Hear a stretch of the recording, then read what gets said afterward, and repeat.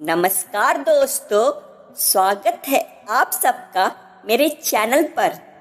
आज मैं फिर आया हूँ एक अनोखी सी कहानी लेकर। अगर आपको वो पसंद आए तो वीडियो को लाइक ज़रूर कीजिए। अपने कहानी पसंद करने वाले जान पहचान वालों के साथ शेयर कीजिए और चैनल को सब्सक्राइब कीजिए। और हाँ, साथ ही बगल में बने बेल आइकन को भी दबा दीजिए ताकि मेरी हर नई वीडियोज सबसे पहले आपको देखने मिले। तो चलिए शुरू करता हूँ आज की कहानी। माँ की आखिरी खत। रात के 1 बज चुके थे। रोशनी जी कभी दरवाजे की तरफ देखती तो कभी एक नज़र घड़ी की तरफ। रोशनी जी की आंखों में और चेहरे पर चिंता साफ नजर आ रही थी। थोड़ी ही देर में दरवाजे की घंटी बजी। रोशनी जी काफ़ी तेजी से दरवाज़ा खोली और सामने बेटे रोहन और बहू अर्पिता को देखकर पूछी, इतनी देर क्यों हो गई? मैं कब से तुम्हारी राह देख रही थी। माँ, मैं अब छोटा नहीं हूँ, तुम मेरी चिंता मत किया कर। रोहन घर के अंदर प्रवेश करते हुए बोला, बेटा कितना भी बड़ा हो जाए माँ के लिए हमेशा छोटा ही रहता है। चलो छोड़ो, हाथ पैर धो लो, मैं तुम्हारे लिए खाना लगा देती हूँ। रोशनी जी दरवाज़ा बंद करते हुए कही, माँ जी, हम बाहर से खाना खा कर आए हैं, आप खा लीजिए, हम सोने जा रहे हैं। बहू अर्पिता कही, लेकिन मैं तो तुम लोगों की पसंद की खीर बनाई हूँ, आओ थोड़ी थोड़ी खा लो। माँ, तुझे एक बार में समझ में नहीं आता क्या? तेरी बहू ने कहा ना, हम बाहर से खाना खाकर आए हैं, क्यों परेशान करती हो? जा तू खीर खा ले और सो जा, और हमें भी शांति से सोने दे। रोशनी जी अकेले कैसे खीर खा सकती थी और उन्हें बिना खाए नींद कैसे आ सकती थी, क्योंकि बेटे के इंतजार में उन्होंने कुछ नहीं खाया था।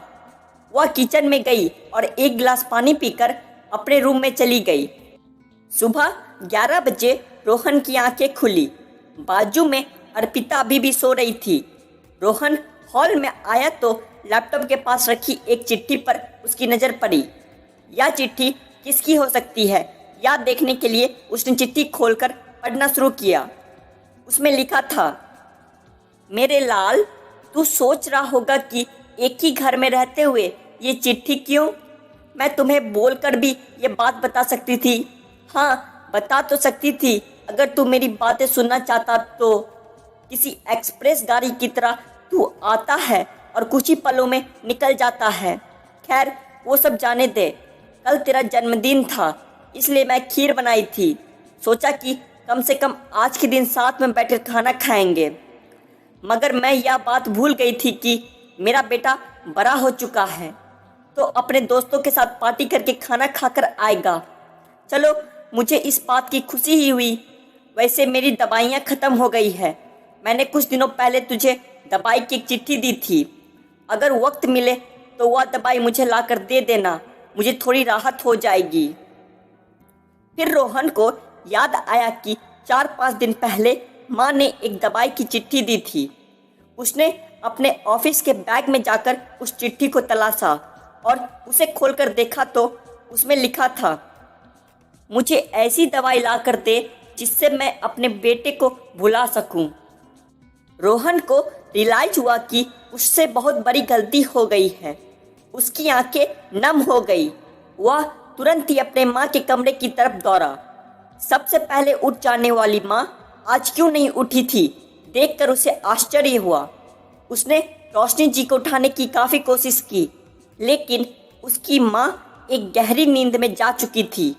रोहन के पास फूट फूट कर रोने के अलावा और कोई चारा नहीं बचा। दोस्तों, यह कहने की ज़रूरत नहीं है कि माँ बाप जीवन में कितने मूल्यवान हैं। उनके रहते हुए ही उनकी सेवा करिए, उनसे प्यार करिए। वे चले जाएंगे तो कुछ नहीं कर पाइएगा और बहुत पछताइएगा। तो ये थी आज की अनोखी सी कहानी।